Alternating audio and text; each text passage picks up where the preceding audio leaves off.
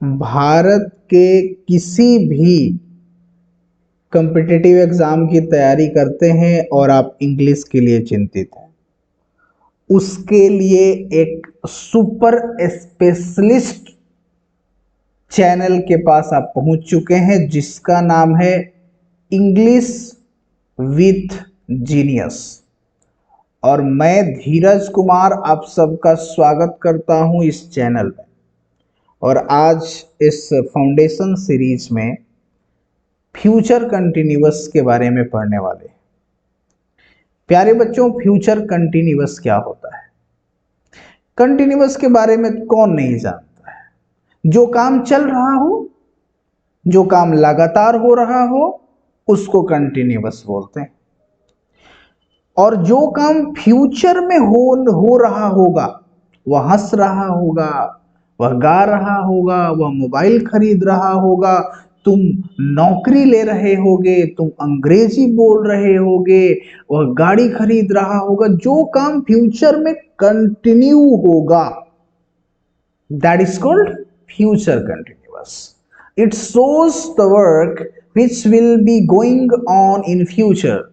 यह उस कार्य को दिखाता है जो फ्यूचर में चल रहा होगा। तो आइए अफर्मेटिव सेंटेंस के बारे में समझते हैं कि अफर्मेटिव का स्ट्रक्चर इसका क्या होता है। सबसे पहले लिखते हैं सब्जेक्ट, उसके बाद सेल और विल। कहाँ सेल कहाँ विल, इसका पहली वीडियो में मैंने पढ़ा दिया है। उसके बाद बी लगाएंगे, फिर V4। V4 का मतलब क्या होता है? V1 प्लस ING, उसके बाद होता है object. She will be buying a car, वह कार खरीद रही होगी।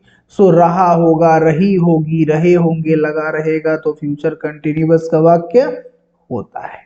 सी will be buying a car. Negative में क्या स्ट्रक्चर है? सब कुछ सेम है, केवल सेल और विल के बाद क्या लग जाता है? नॉट लग जाता है।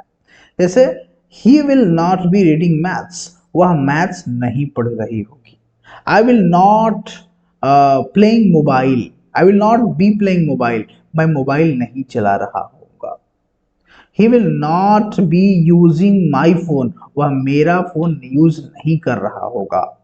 तो सेल और विल के बाद क्या लगाएंगे? नॉट। तो ये स्ट्रक्चर हो जाएगा निगेटिव का।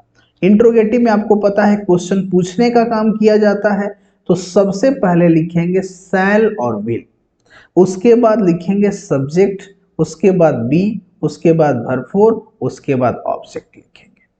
Cell I be teaching English, क्या मैं इंग्लिश पढ़ा रहा होऊंगा? मैंने भविष्य में ये मैं क्वेश्चन पूछ रहा हूं कि क्या मैं भविष्य में ये काम कंटिन्यू कर रहा हूंगा। Shall I be teaching English, shall I be taking tea, shall I be doing this work, shall I be teaching math, shall I be buying a car, shall I be buying a mobile? There are so many examples you all can make. Interrogative negative क्या होता है? सबसे पहले तो shall will, ठीक है, उसके बाद लिखेंगे सब्जेक्ट, उसके बाद नॉट, उसके बाद बी, उसके बाद B4, उसके बाद ऑब्जेक्ट का इस्तेमाल करते हैं। सबसे पहले लिखेंगे क्या? यदि सब्जेक्ट ही है, सी है, ईट है, दे है, नेम्स है, तो विल का इस्तेमाल होगा। यदि सब्जेक्ट आई है, वी है, तो सेल का इस्तेमाल होगा। So will he not be helping me, क्या वह मेरी मदद नहीं कर रही होगी? तो इस तरह से आप भी सेंटेंस बनाते रहिए। चलिए आगे बढ़ते हैं। WH interrogative negative. WH interrogative negative में एक चेंजेस आता है। इंट्रोगेटिव तो ये होता ही है, यहां तक इंट्रोगेटिव है ना, और केवल WH वर्ड जुड़ जाता है तो हो जाता है WH interrogative. Why will he be cooking food, वह खाना क्यों बना रहा होगा। Why will he be doing this work, वह यह काम क्यों कर रहा होगा। तो WH वर्ड लग गया। सबसे पहले हम लोग जब भी हिंदी वाक्य के बीच में भी यदि क्या, क्यों, कैसे, कहां लगा रहेगा, तो उसको सबसे पहले क्या रखेंगे? इंग्लिश उसका लिखेंगे सबसे पहले WH वर्ड, उसके बाद हम लोग विल सेल, उसके बाद सब्जेक्ट, उसके बाद B4 प्लस ऑब्जेक्ट का इस्तेमाल करेंगे। यदि कोई आपको समस्या हो तो बिल्कुल आप कमेंट बॉक्स में लिखते रहिए। WH इंट्रोगेटिव निगेटिव में क्या? सबसे पहले हम लोग लिखते हैं WH वर्ड, उसके बाद सेल और विल, उसके बाद लिखते हैं सब्जेक्ट, उसके बाद not, be, V4, object. Why will he not be eating food, क्या वो खाना क्यों नहीं खा रहा होगा।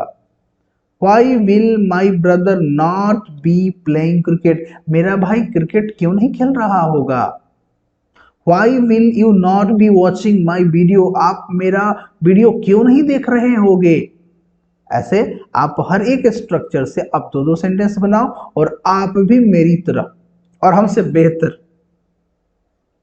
बेहतर आप बनने का प्रयास करो।